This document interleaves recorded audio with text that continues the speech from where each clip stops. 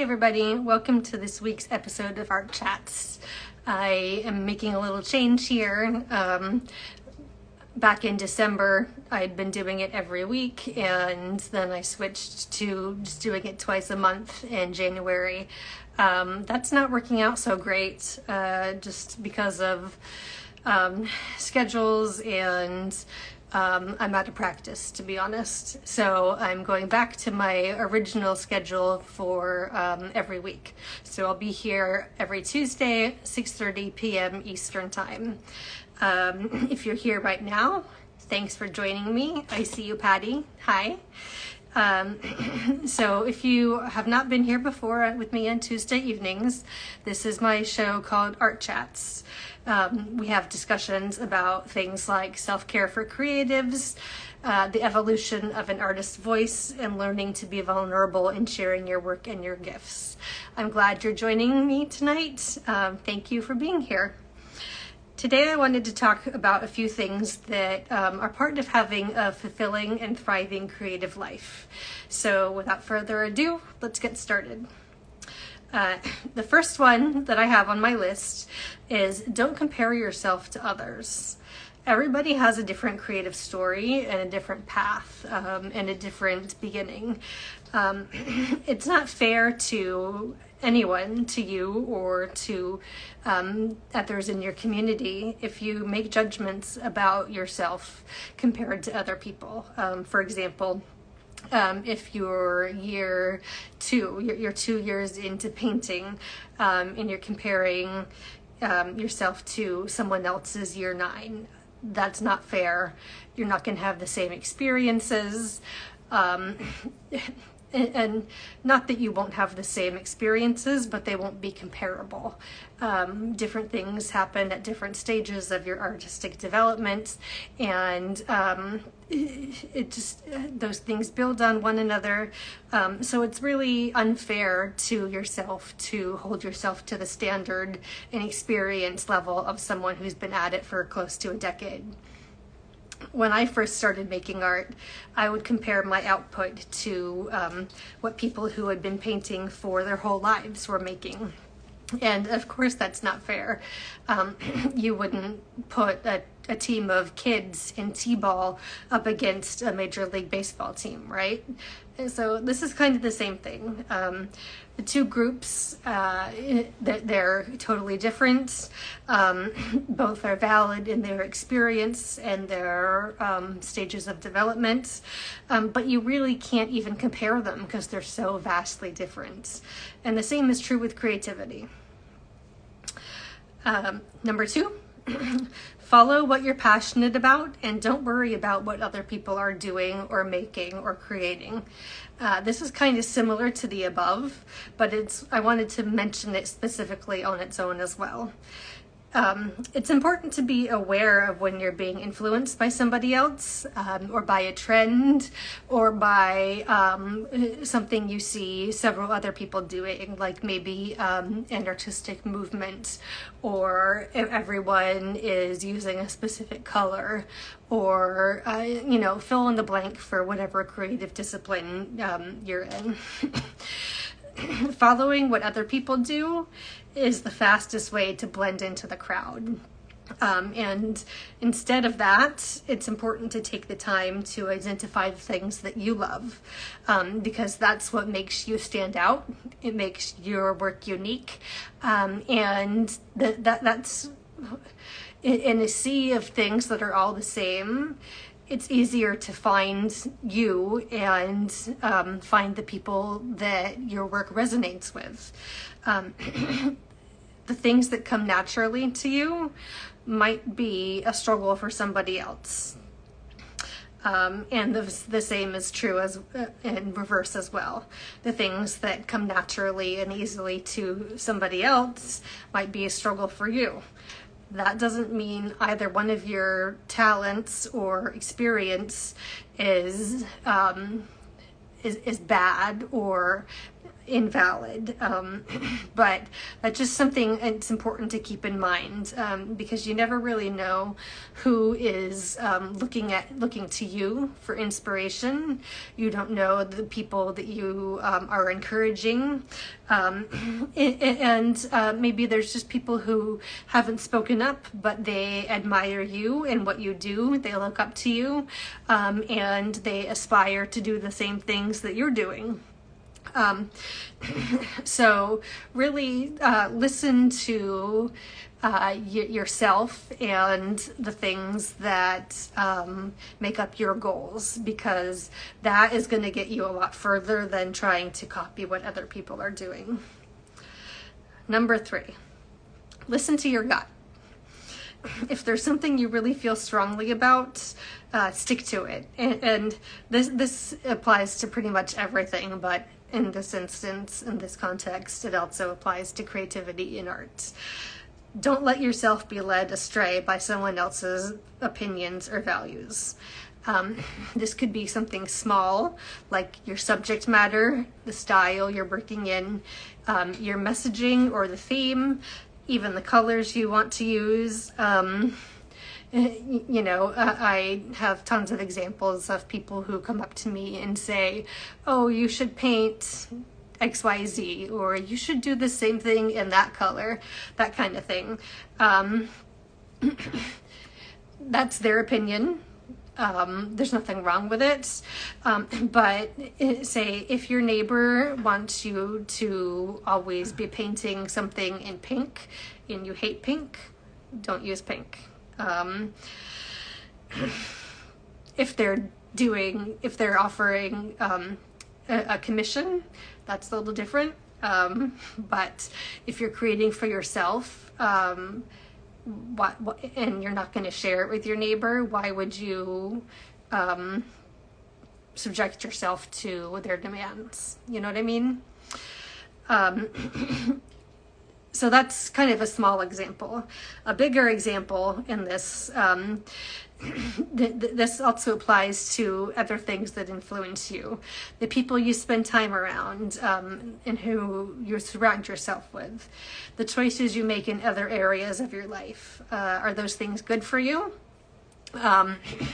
Do all your friends, who maybe aren't artists, do they stay up really late at night?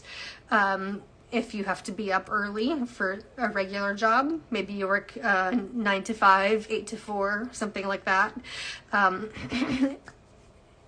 Aside from art, if you are trying to keep up with your friends and do the same thing they're doing, sometimes there's just lifestyle differences, and there's nothing wrong with that. But just think about that. Think critically about how those choices affect you. Do they contribute to your happiness and success as an artist, or do they make things more difficult? And that's something that only you can answer. Again, there's no wrong way, but just think about how those choices resonate with your heart. Number 4, find joy in the process. Creativity is supposed to bring us joy, right? It brings us joy. It's supposed to highlight beauty and bring, share messages with the other people, with your community, with the world. There's all kinds of different purposes of art, but embrace the joy that it brings you. And if what you're working on doesn't make you happy, that's a really good way to determine if you're on the right path with what you're doing or not.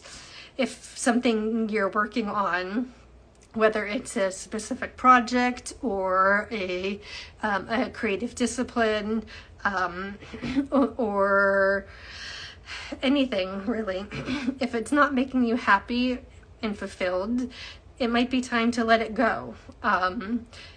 There's seasons for all of us for these things, and if it's not serving you anymore, just consider like maybe it's time to try something new or to move on. Or, you know, there's all different kinds of possibilities.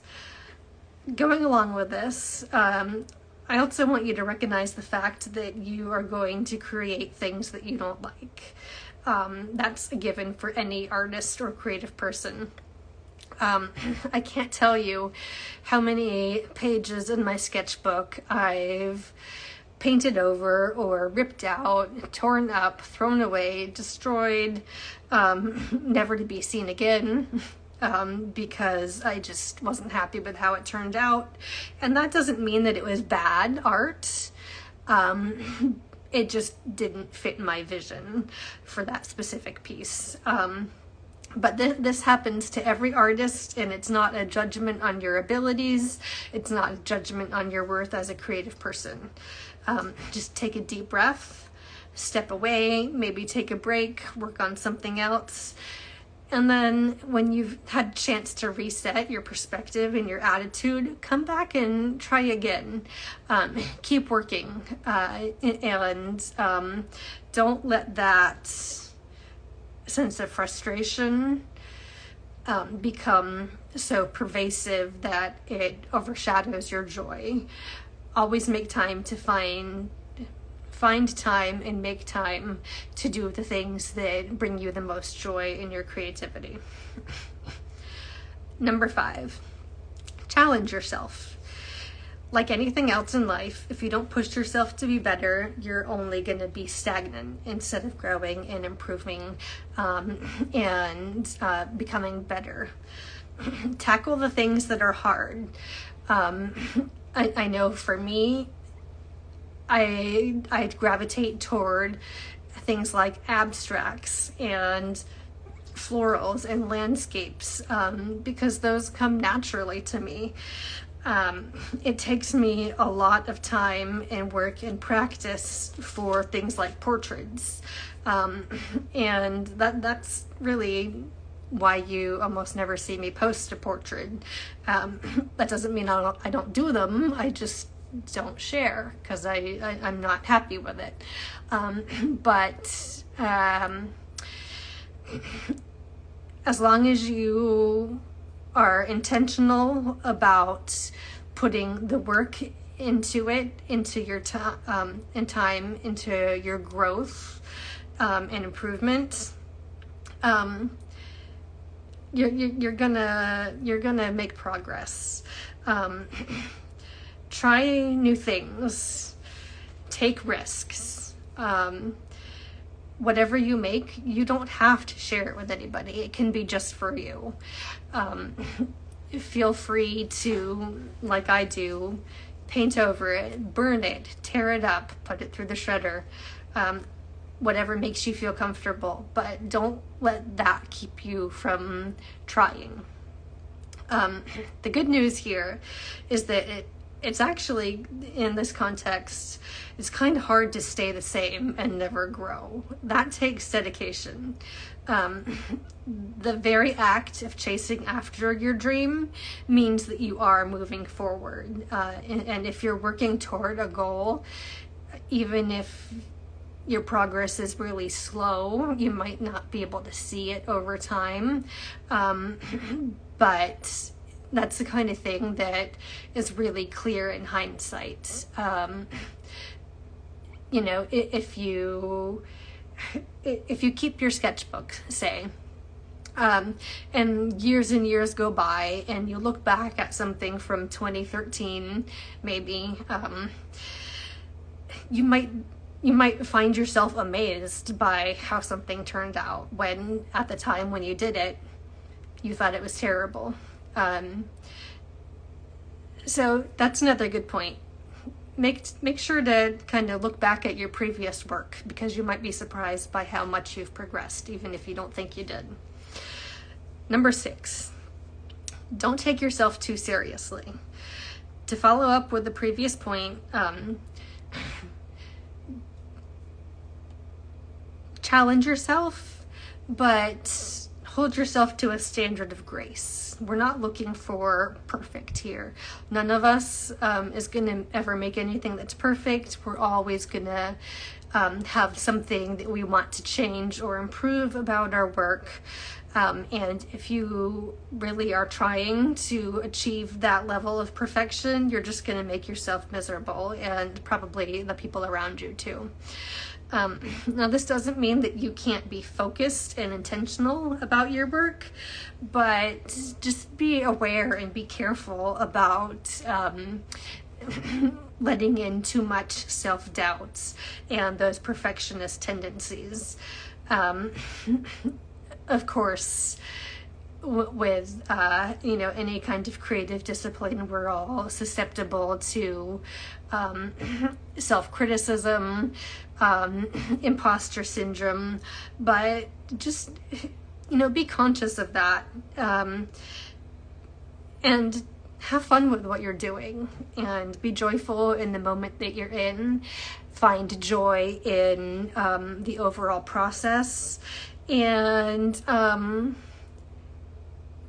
in the impact that you're having on the world, because I always feel like this sounds so silly when I say it out loud, but I think when we exercise our creativity, we are honoring our gifts, and that makes us better at the things in our own life. Like we're a better daughter or wife or mom because we have an outlet with the things that we're passionate about. But also other people see us honoring those parts of ourselves too, and that can be inspirational for them. And the things that we make and that we share, they bring beauty to the world too, and inspire others in whatever they are gifted in. So all that to say, just give yourself grace. Not everything is so serious that it has to be precise and technically perfect. Allow yourself to be expressive and to have fun and to find those moments of joy in your work.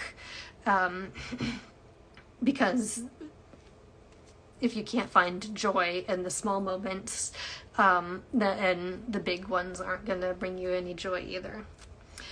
Number 7, my last one. Take criticism with a grain of salt. So many creative disciplines are very, very subjective. Of course, with anything, with any craft or genre or discipline, there's going to be a technical aspect to it. For example, watercolor is generally, at least in my experience, is generally more technical. There's more precision required than intuitive abstract work or abstract expression. And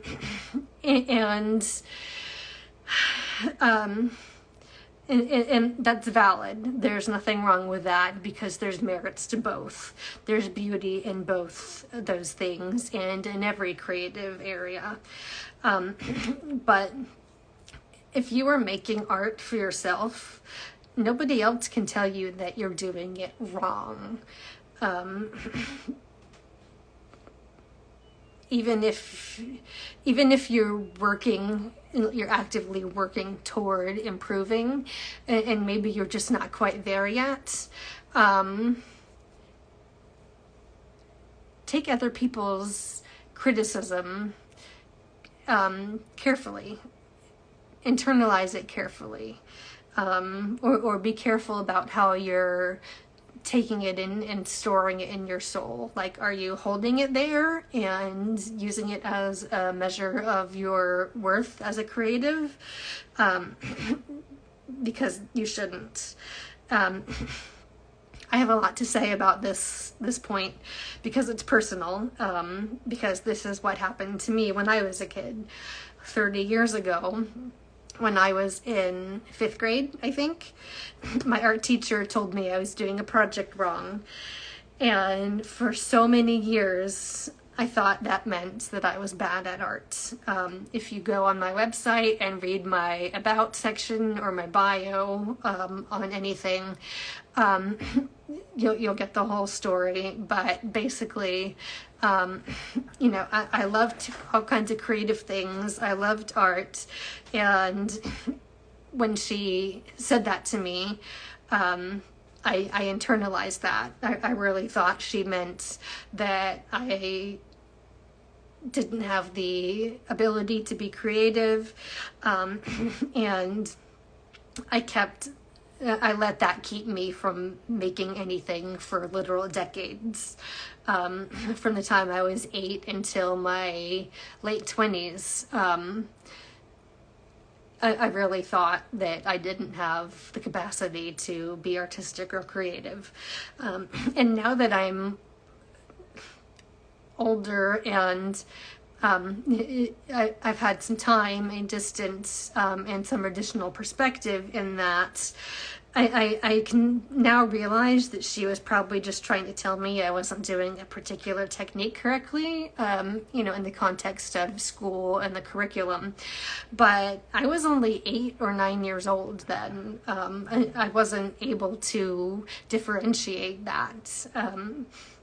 I was a child, and she was an authority figure. She was a teacher, so I assumed that she knew what she was talking about, and unfortunately that's not always the case.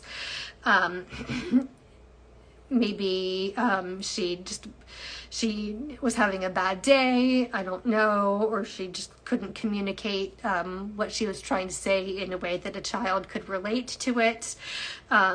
Either way, if you're getting feedback from people, whether it's good or bad, just think critically about it before you internalize it. Is that something you want to accept? Because you do have a choice if you accept feedback or criticism. You can use it as something constructive to help you grow. But it can also go the other way and kind of just end up backfiring, and you end up with wasted years of disappointment, basically. So whatever feedback you get, don't give up on the things that you love doing, because that's what makes you you, and that those gifts are given to you to share with the world. In closing, I just want to thank you guys for being here with me tonight. If you want to stay in the loop and find out about new art that I have coming out, any upcoming events, behind the scenes stuff that I've got going on, things that are inspiring me, post over on my blog, make sure you're part of my subscriber group. You can go to my website, it's emilyjaleski.com, and sign up. You can scroll all the way to the bottom for a form, or there should be something that pops up right when you go to the site. My next art chat, like I said at the beginning, is going to be next Tuesday, right here, the same place, same time, 6:30 p.m. Eastern. I will see you then. Have a great week, you guys. Bye.